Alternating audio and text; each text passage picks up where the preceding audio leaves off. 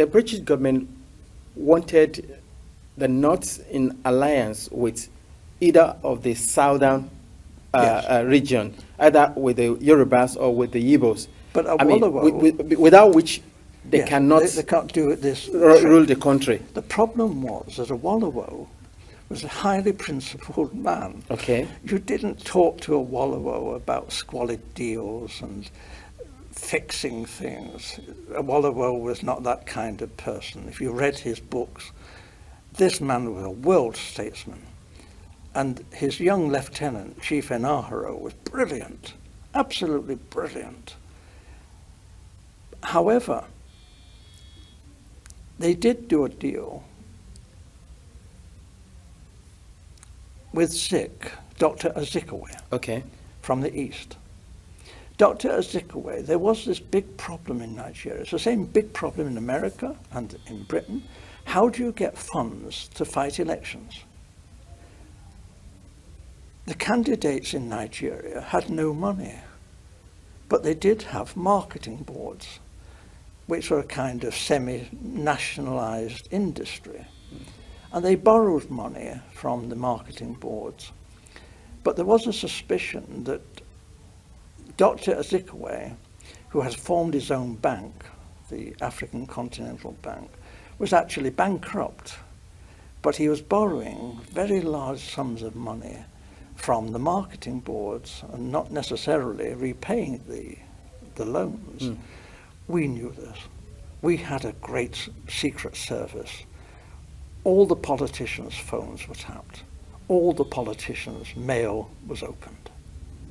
Everything that any major politician did in Nigeria, we knew in hours.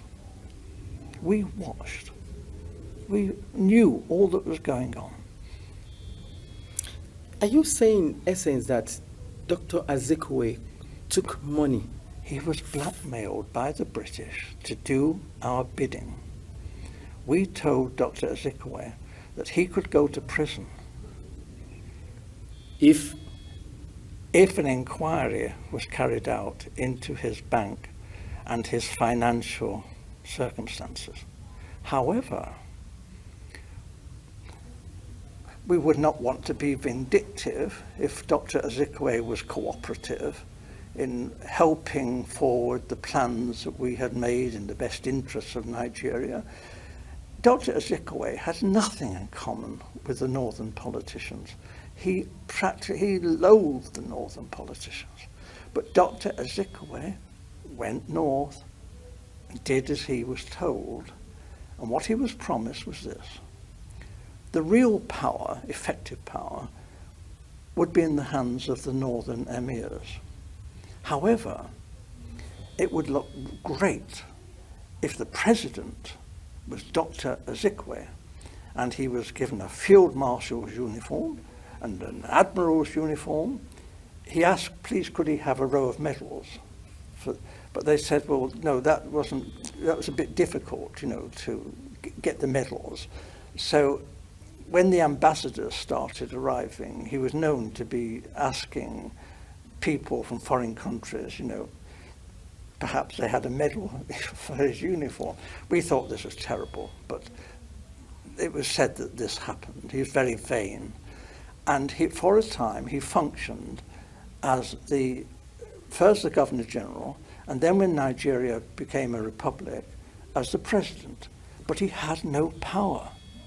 And when he did try to tell the army, he said, I'm the field marshal, the army has got to do this. They said, hey, you're just a ceremonial figure. You have no power.